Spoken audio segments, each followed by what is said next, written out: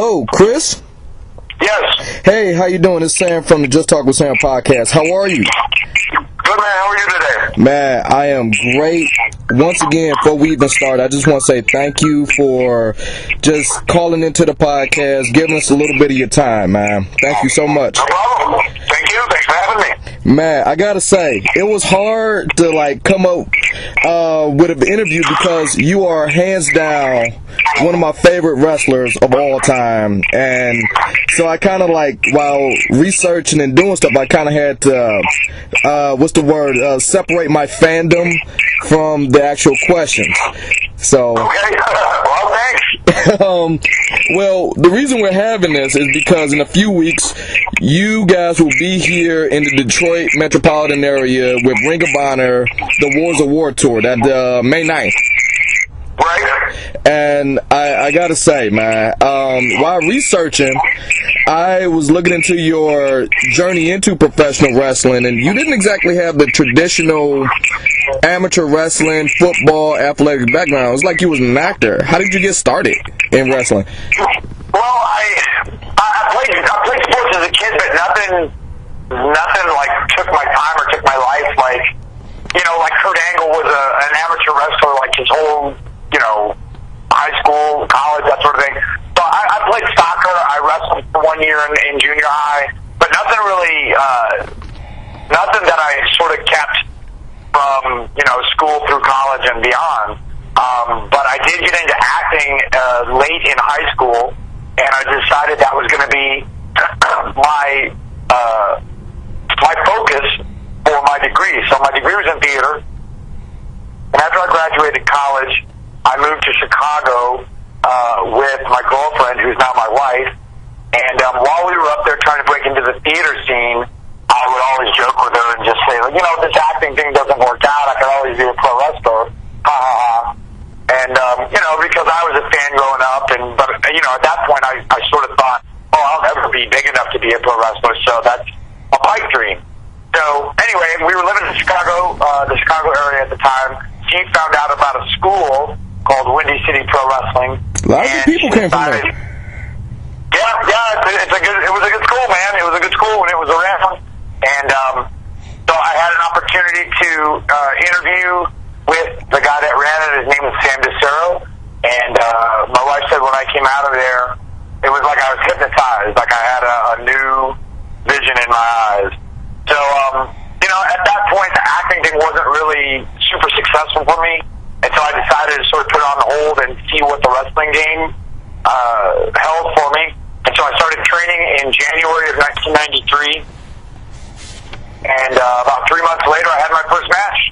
And from there, I just, that's where you learn the majority of your craft is like working in front of live audiences. And so that was the beginning of where we are today. Oh, hey, man, that was probably one of the best decisions you ever made. I'm not knocking your acting, but, dude, you're on the stage where thousands upon thousands of people see you weekly. So, good decision. Yeah, I'm not disappointed in the way it turned out. I wouldn't change anything, so I'm happy with it. Okay. One thing I wanted to touch on, I don't want to spend a lot of time on this, is your time in TNA, because personally, that's where I learned of you, and I would like to say, how would you categorize your experience there? Would it be professional or personal fulfillment? Well, I would, honestly, like you said, that's where you first learned of me. That's where a lot of the world first learned about me. For whatever negative connotation that TNA has, the truth is, more people know me from my TNA years than anything. And so, and honestly, I wrestled some of the best matches of my career there, and, probably the best years of my career, in terms of my in-ring output, were there. And so I can't look down on the experience itself. Certainly the friendships that I made and the experiences that I got in terms of working with, guys like Kurt Angle and Christian and Kevin Nash, you know, and then the stuff that I did with AJ and Samoa Joe and tagging with Frankie and, you know, just the gamut of my time there. It was an overall positive experience. I mean, you know, I wouldn't say anything bad about the talent. There's not one person that I ever wrestled in TNA that I would have a bad word to say about. You know, those guys went through the trenches with me, and even the guys that are there now that are, you know, whatever's happening with them, if they're struggling to stay alive or whatnot, the talent is carrying it on their back. And, you know, I've got nothing but good things to say about the guys that I ever wrestled in the TNA ring with. I mean, like, you're right. You had some legendary feuds and some good. One I think that like really made me pay attention is your tag team and feud with Elix Skipper. Yeah, that's where I really started paying attention. But like you did mention your guys like AJ, Samoa Joe. I mean, they're killing it right now in NXT and WWE. Any thoughts? You still keep in touch? What are your thoughts on that? I think Joe just won the title. I'm thrilled for him both. Yeah, I try to keep in touch with him. I just recently congratulated Joe when he won the NXT title. I try and keep in touch with AJ officially now. You know, talking to him about the stuff that he's getting. I get a chance to see his matches now every week, so I get a chance to touch base with him and say, hey, this looked good, and this was good, this worked, that sort of thing. And you know, I'm just happy, man. I feel like I'm glad that the perception of guys from TNA changed in terms of like the WWE. It seemed like for a short period of time, like if you had a background that included TNA, they didn't really want to give you the time of day. And I can understand that. You know, my perception of the mentality was that they didn't want to, you know, sort of shine a light on a company that was conceivably their competitor. But you know, I feel like now they've sort of softened that mentality, and I feel like Joe was the guy that sort of you know, broke the ice in that respect, and they gave him the opportunity.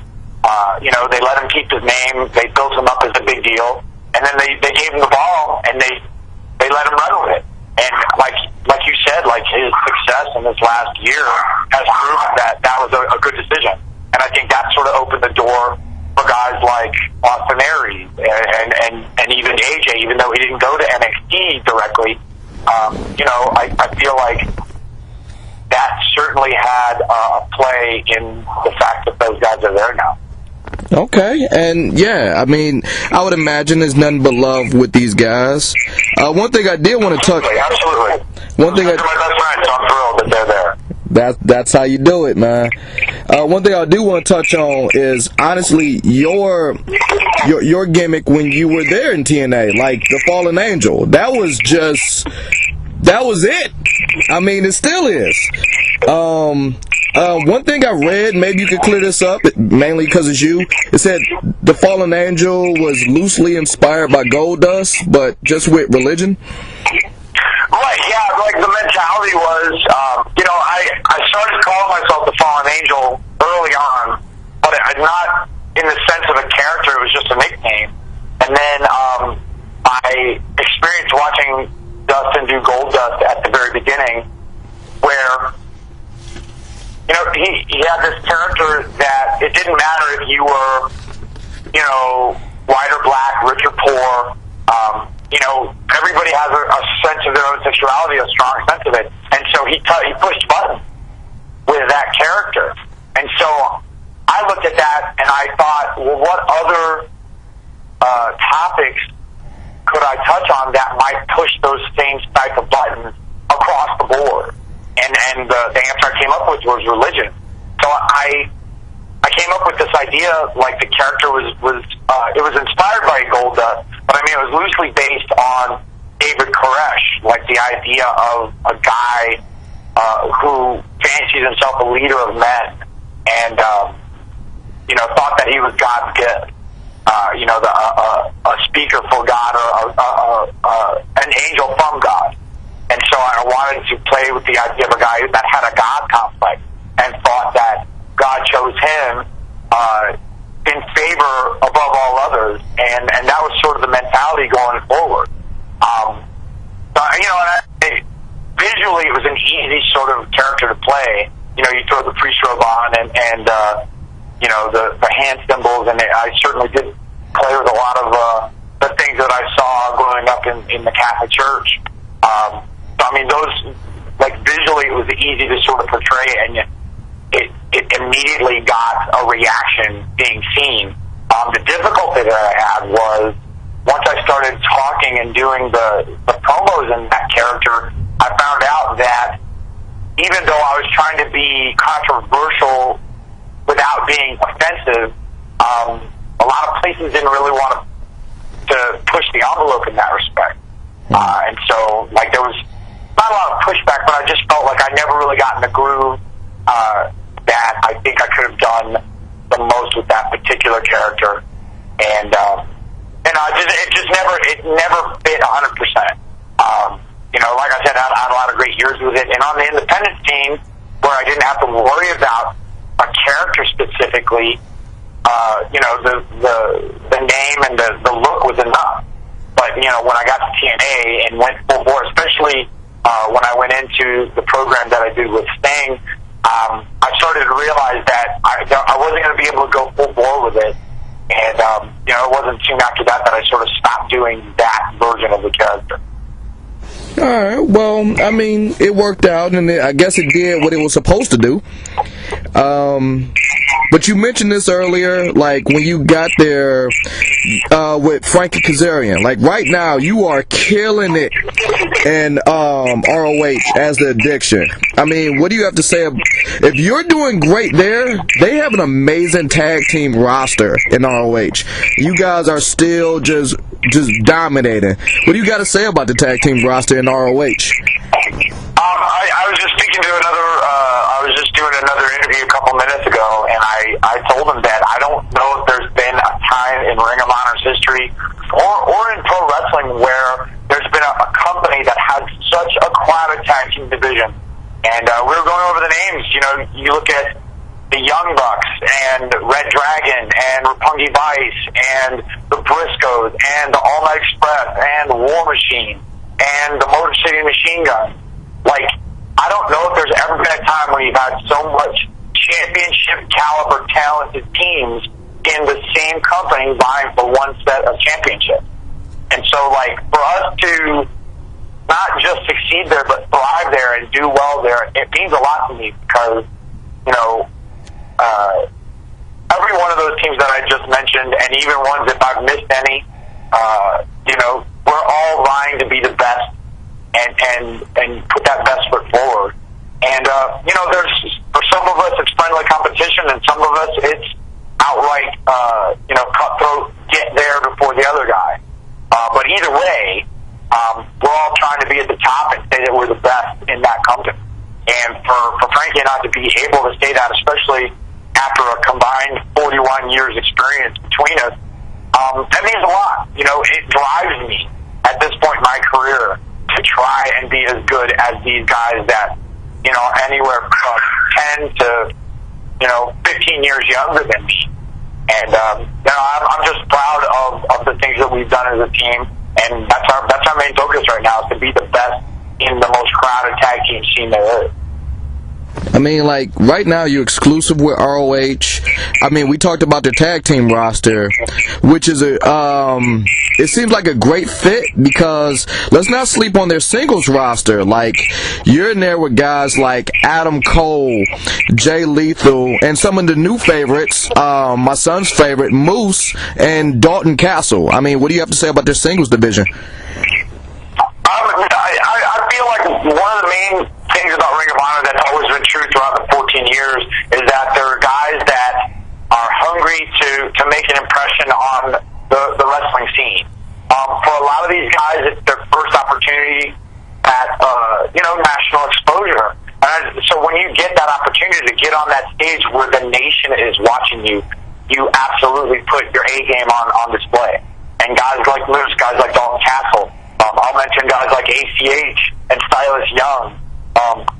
In addition to Adam and Jay Briscoe and Mark Briscoe, like all of these guys, they're top notch.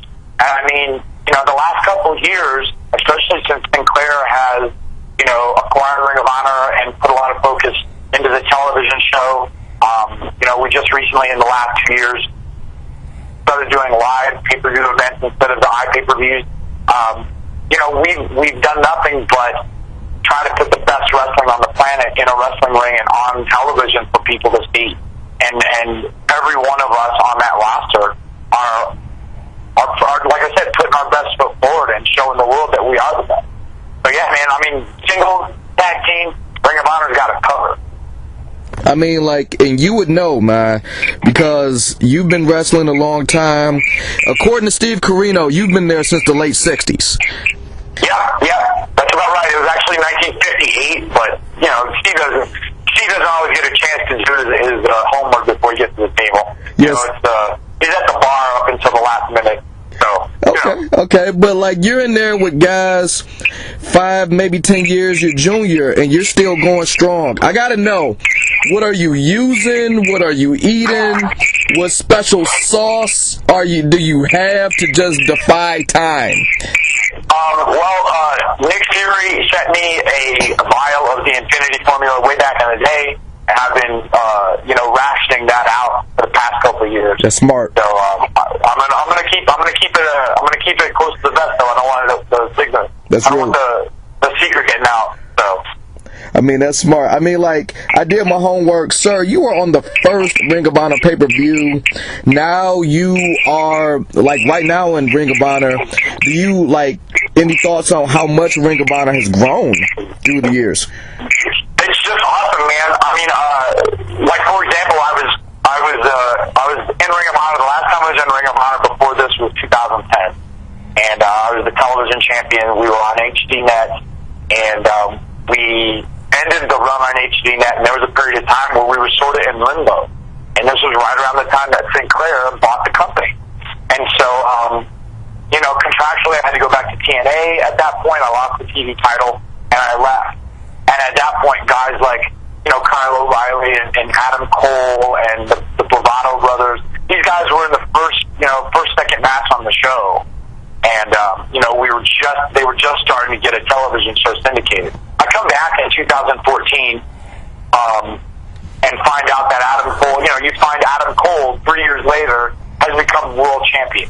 You find Kyle O'Reilly, one half of the tag team champions with Bobby Fish as Red Dragon. And not just world champions, but guys that are spoken of in terms of the best in the world.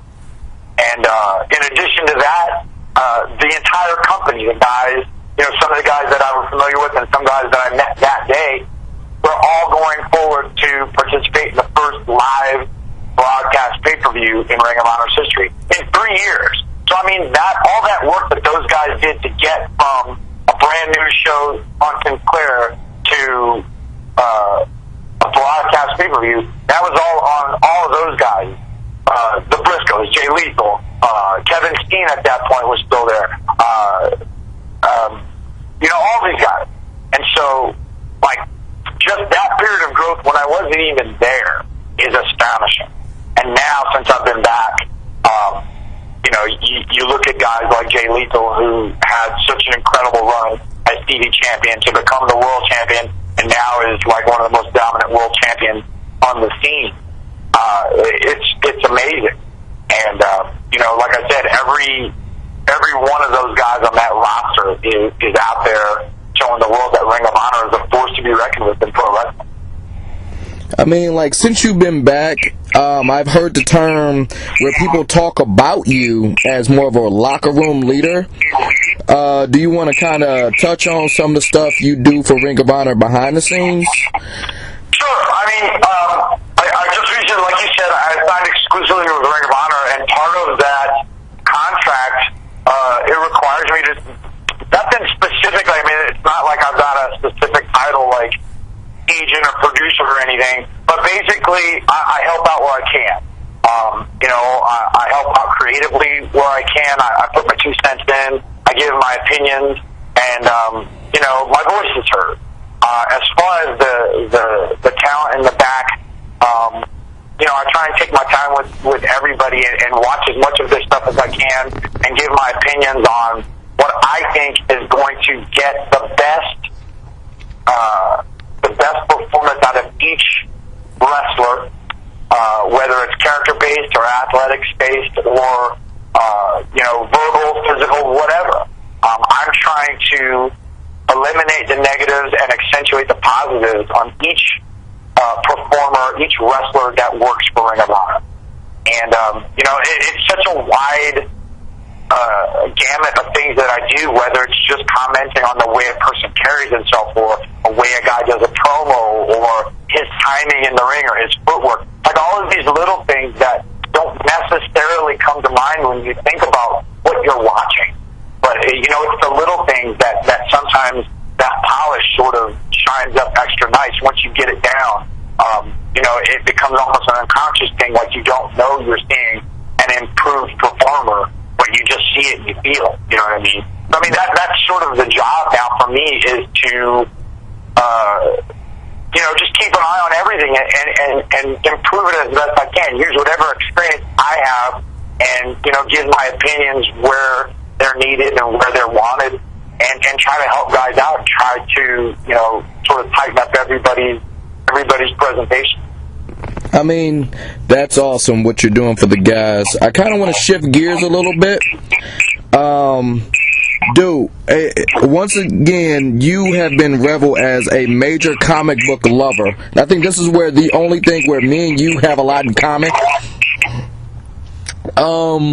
You recently just wrote your own comic with you and Kaz versus pretty much all the stars of All Yeah.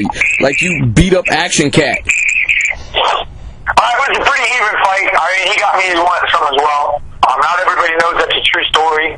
It's actually the time where we wrestled a bear, a cat, and a bug. It was actually Ernie the Cat Lad, Grizzly Smith, and Beetlejuice in a 6-man tag, but we just adapted it for comic book form. But I've known Art Baltazar and Franco, the guys behind All Yeah Comics, 2011, and they gave me the opportunity to write this story, I wrote the story and they gave me the opportunity to have it printed through their stuff. And since then, it's just been a great experience to be able to say that I wrote the comic book. And that comic book is currently available at Ring of Honor events where we're going to be. And hopefully soon it's going to be available on ROHWrestling.com as well. If it's not already, it's on its way to be. And I also recently wrote the sequel to it. And just waiting for Art Baltazar and Franco to give the go-ahead on the art. So it's just a matter of time before the sequel makes its way, not just to Ring of Honor events, but also the comic shops around the U.S. Well, that's not your only step in the comics. You were a part of Headlocked, wasn't you, with Mike Kingston? Yeah. I've also been, a big fan of Mike's stuff since Headlocked started. And in the last couple of years, his Kickstarters for his trade paperback, I've tried to be a part of. I donated a story, or I wrote a story to one of his trade paperbacks. In addition to guys like Frankie and Samoa Joe and the Young Bucks and MVP, AJ Styles did one. So we're all big fans of Mike's stuff. I'm a big fan of the story itself. And it definitely speaks to me, and I think it's a very realistic portrayal of a guy trying to make it in the world of pro wrestling. And okay. So, I've always been happy to sort of put that out there and promote the book and help Mike out as much as possible. Okay, and lately you are a major part of From Parts Unknown. That's Jeff Williams. You want to? Right, yes. Well, it's a very eclectic group of guys. I know Joe Keating is involved. There's some Hollywood writers that are also involved, and they asked me to be a part of it as well. And I don't want to go too deep into it. It's sort of a surprise, but as a professional wrestler, my viewpoint towards the craft of pro wrestling and how you learn to be a professional wrestler, that's sort of what my story is going to focus on. And I know that the Kickstarter is in full play. So if you go to my Twitter, which is at FAC Daniels. I'll be tweeting about it and trying to promote that Kickstarter. And I encourage everybody listening to do the same. I think it's going to be a great project. I think you're going to see a lot of different viewpoints from a lot of varied individuals who are talking about their love of professional wrestling. And I think if you're a professional wrestling fan, it's interesting to see where everybody stands on pro wrestling.